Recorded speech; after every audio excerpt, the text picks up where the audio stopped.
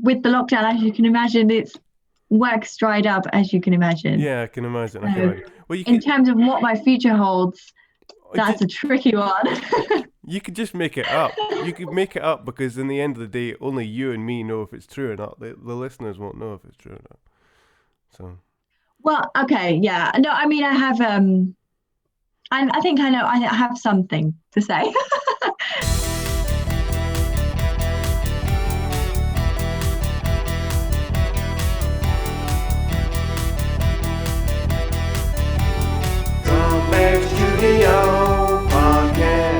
Hello, everybody, and welcome to Drumbeg Studio Podcast with myself, as always, Michael Lumbey, for this 6th show of our 3rd season. I can't believe how far we've gone with these shows already. Welcome if you're a new listener. Welcome to my regular listeners as well, of course. How are we doing today? I hope we're all doing fantastic and well. This week, we're going to be chatting to Essex-based actress Kate Lassman. We will also have music later on in the show from Clare Houston and Molly Hall. But this is Salt River Shakedown with Sign of the Times.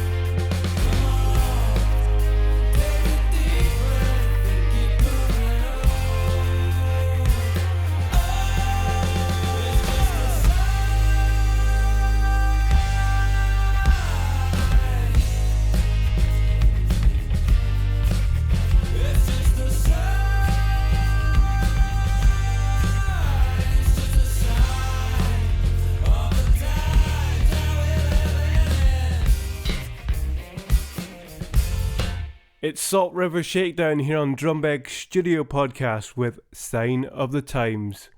These guys are a rock band based in Glasgow, and that song, Sign of the Times, was released this year on the 1st of May on all your digital music platforms of today. So you can make a note of it and go and stream the full version of that song in your own time. Remember, you can check up on the latest music news that these guys are going to be pushing out there on their socials, Facebook, Instagram, whatsoever.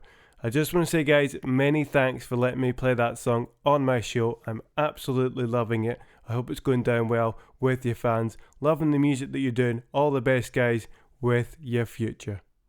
Now, it is time to meet this week's special guest. This week's special guest is actress Kate Lassman. Kate, welcome to the show. Thank you very much. Nice to be here. It is nice to be here. How are you doing today? I'm very good. Yes, I'm well. How are you? No, I'm very good, thank you. The sun is shining and I'm happy. Yes, that helps. It does help. It does help. We're doing another podcast show and I'm really looking forward to this chat today. I think it's going to be quite a fun one. So let's start, Kate, by asking you, what was your childhood dreams, and perhaps did you have a childhood hero as well? Yeah, I remember initially wanting when I was really little, I wanted to be a nurse because I had a little children's book about a nurse called Ness the Nurse, and I was like, that's what I want to do. It wasn't an accurate representation of a nurse though, because all she did was put plasters on children. But then I was quite a naughty child, so I was really chatty at school. So I think my mum thought, how can I channel that energy? And so she found a local theatre school, thought, perfect. I will put her into a drama club. And lo and behold, the rest is history. I remember thinking, okay, yeah, this is what I want to do. I want to be an actress. So quite a young age, I wanted to do acting. In terms of who was a childhood dream of mine, I have to say Billie Piper, Doctor Who, Rose Tyler. I think every birthday I would wish to meet her. I would be like, with the candles, closing my eyes, like, please, can I meet Billie Piper, please? I loved her. I wanted to be Rose Tyler. I wanted to be the Doctor's companion. So she was my absolute dream. Yeah. That's amazing. There seems to be a theme running through these shows at the moment, because the last few guests that I've interviewed have talked about, or especially the last one has talked about Doctor Who as an influence, and her childhood hero was actually David Tennant. Anyway, so at what point then, Kate, did you start to take a really strong interest in performing and start to think, I could really make a career out of this? Yeah. I think when it came to choosing my GCSEs, and at that point, I think no teenager knows what they want to do, right? No. But for me, I was lucky because I went with what I was good at, and then I did a BTEC at school, and I think at that point I just started to realize, okay, I could do this. I mean, look, I don't think any actor or artist truly knows how to make a career out of acting. It's such a widespread industry. There's so many avenues you can go down. I still to this day don't know how my career is going to pan out. I just don't. But I just knew that I wanted to do something in performing. And so from that moment on, and obviously going to college, and I think I was really lucky growing up because my parents offered so much support. And I think that really helps when you've got someone behind you motivating you, because it's hard, it's all about self-belief at the end of the day. You want to know you can do it. And so it did make a difference having people behind me and pushing me to do it. I've had so many moments of self-doubt over the years, but they've always been behind me, pushing me, so in a good way. So yeah, I think I just realized, you know what, I'm good at it. I enjoy it. Let's see what happens. Yeah. Right, we're going to take a break now for some music. We will catch up with Kate in just a bit. But this is a new track by a girl called Clare Houston. This is Lesson Learned.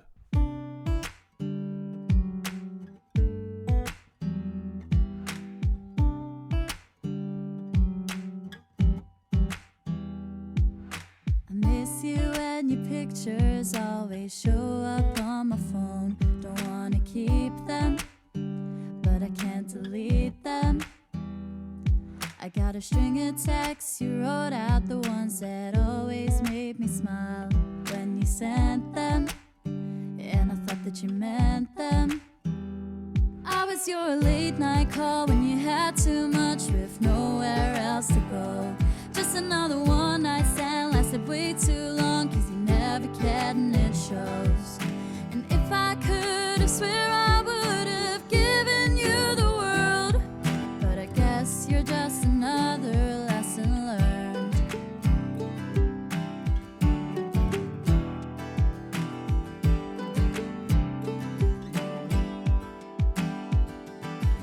All your little white lies, it's no surprise you got me where you wanted.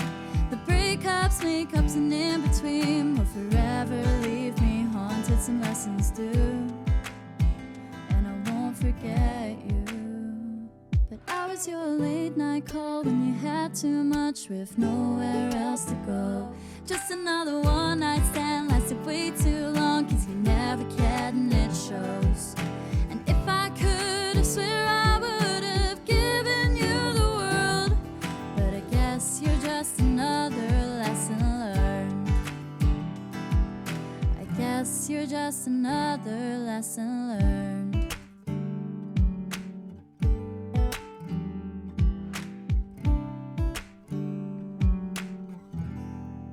There you go. That is the beautiful voice of Clare Houston here on Drumbeg Studio Podcast with her latest single, Lesson Learned.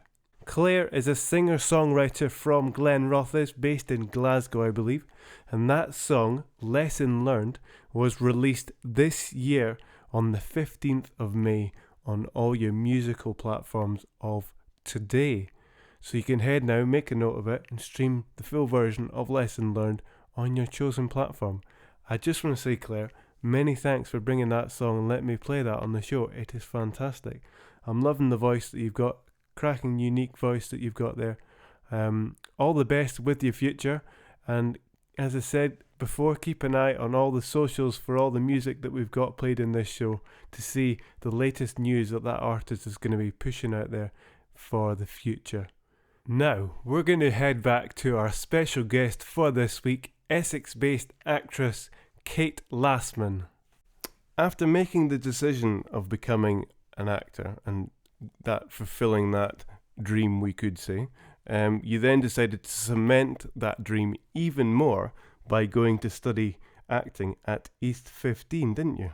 Yeah, well, I didn't really know much about drama school until I went to college, and I did a level 3 diploma in acting, and I didn't know much about drama school until I mixed with the people on that course who were very much like me. They loved performing, and I have to give credit to my tutors on that course because they were the first people who truly made me feel like I could do this as a career.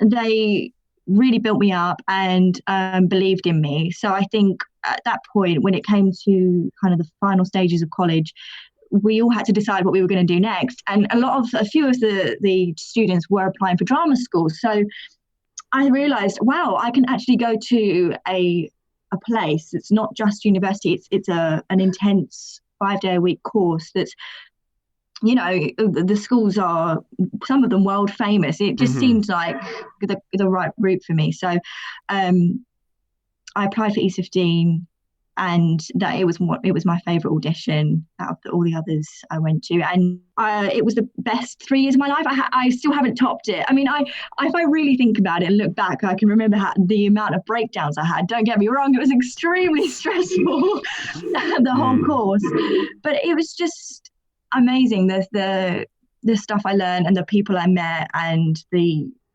tutors we got to work with. It was truly the most amazing experience, and opened my eyes to a whole world of possibilities, what I could do with acting. So Kate, looking back over the experiences and the productions and the roles that you've been lucky enough to be casted and be part of, shall we say, can you pick, I'm not going to say pick your best, because I know that's a really hard question, but can you pick a few that really sort of stick out there as being sort of right at the top of the list as being ones that you really enjoyed doing?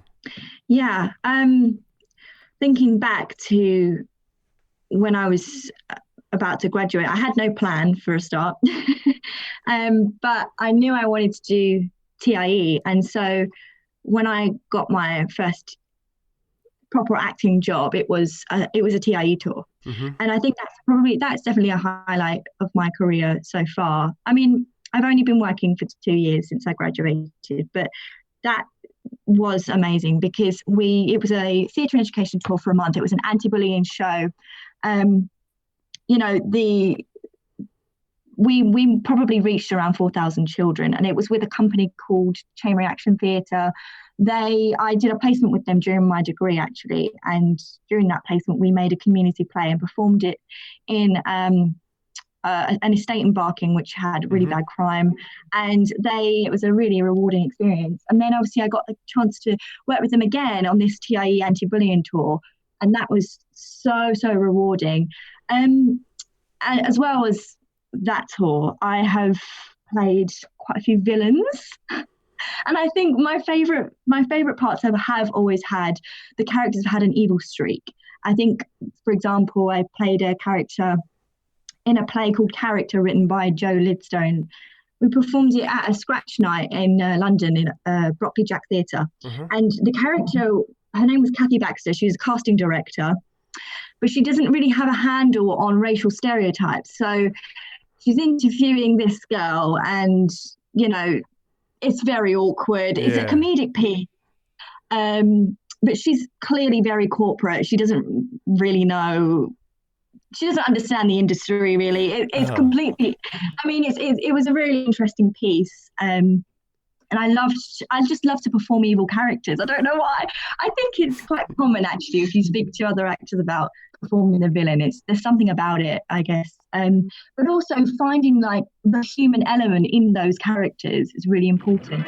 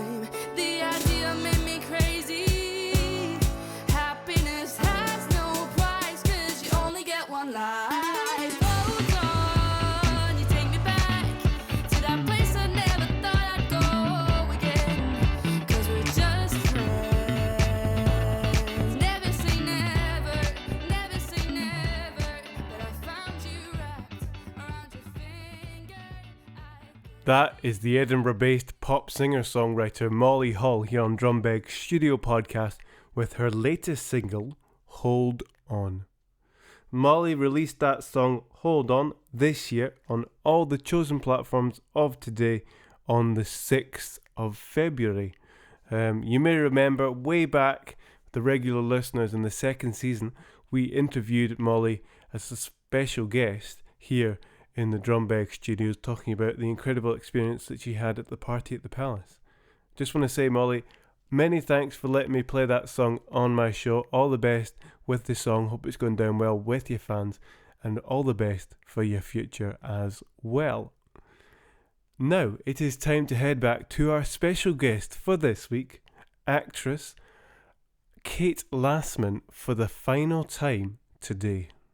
When it comes to the two main showcasings of acting, and of course I'm talking about on-screen and off-screen, do you have a preference, Kate, as to which one you enjoy the most? I definitely do have a preference. I've been lucky enough to be in a web series with Red Matter Productions over the past few years, just finished last year filming.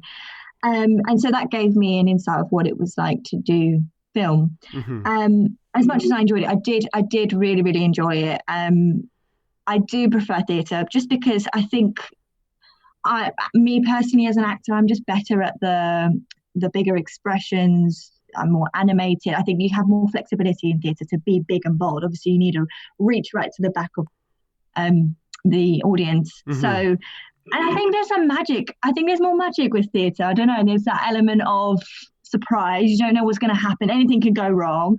It's definitely more exciting for me as an actor of theatre. But with film, I think it's just a lot more intense. Obviously, the camera picks up every little mistake that you could make, every expression. So I just have more fun with theatre personally. Yes, and as you said, with the theatre aspect, you're getting an initial response from the audience. Yeah, absolutely, and you can't put a price on that because you're automatically knowing how your performance is coming off, and there's nothing better than that feeling, the atmosphere of an audience laughing, or in an emotional scene, you can feel their emotion and their reaction. It's just it's magic. You're right. It is absolutely golden. And my next question for you is maybe something which you maybe can't keep that golden streak up for, and that is for thinking about the people who are looking to study acting and to begin that journey of studying acting. What advice, Kate, would you give to those sort of people? That's a really good question. I think initially when I was auditioning for drama school, I was really worried about what monologues to choose for the audition. And what really helped me was I had a one-to-one session with an acting coach. I only had like 2 sessions, nothing major, but it just helps to have a second opinion on whether I was doing it right, because I had no clue what I was doing. I mean, it's so hard, especially like even now going into auditions, it's really hard to know whether you're doing the right thing. And I think having a second opinion and someone who can tell you, yeah, no, you are doing this right, and also add this, it really helped me, because on the day of the audition, I had like a sense of psychologically that I was prepared. Because I'd had this second opinion. So I think in terms of auditioning, that was a really great thing that I did. I think I definitely recommend that. And then overall, going into this industry, my main advice would just be, don't worry if you're not good at everything.